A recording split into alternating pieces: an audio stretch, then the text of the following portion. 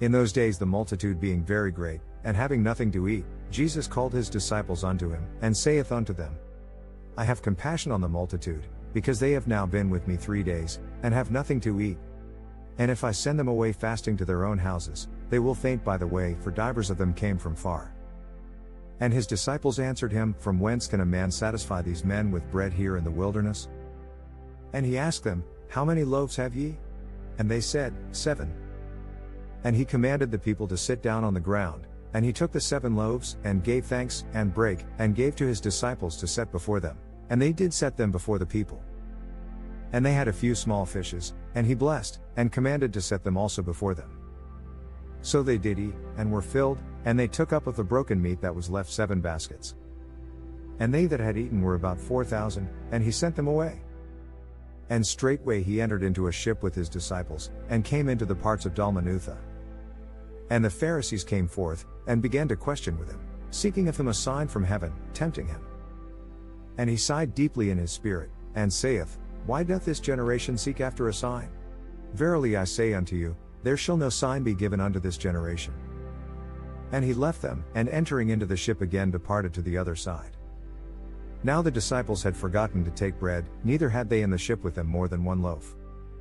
And he charged them, saying, Take heed, beware of the leaven of the Pharisees, and of the leaven of Herod.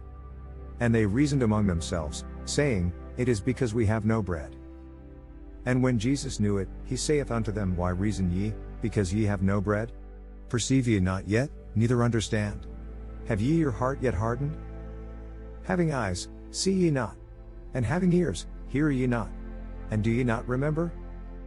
When I brake the 5 loaves among 5,000, how many baskets full of fragments took ye up? They say unto him, 12. And when the 7 among 4,000, how many baskets full of fragments took ye up? And they said, 7.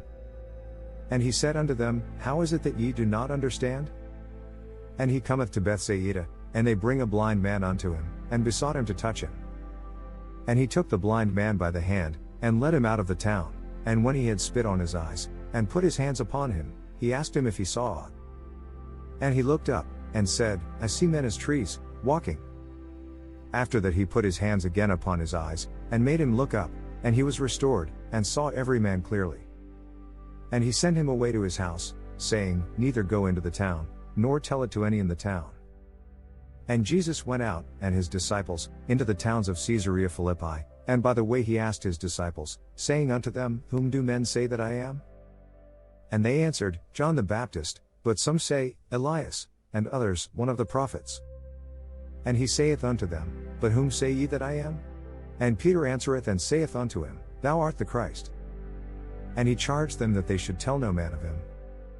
And he began to teach them, that the Son of Man must suffer many things, and be rejected of the elders, and of the chief priests, and scribes, and be killed, and after 3 days rise again.